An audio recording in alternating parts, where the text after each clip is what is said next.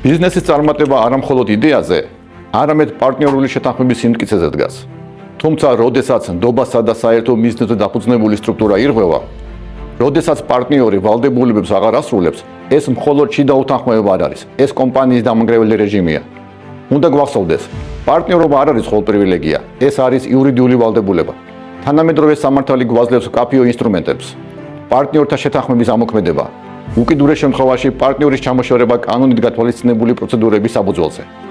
გამოსავალი ყოველთვის დოკუმენტშია.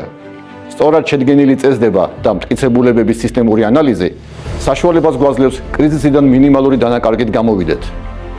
თუ თქვენი ბიზნესი პარტნიორული უმოქმედობის გამო პარალიზებულია, ნუ დაელოდებით მის საბოლოო გაჩერებას. დაგვიკავშირდით. ჩვენ დაგეხმარებით დაებრუნოთ კონტროლი თქვენს აქტივებზე და უზრუნველყოთ თქვენი ბიზნესის სამართლებრივი უსაფრთხოება.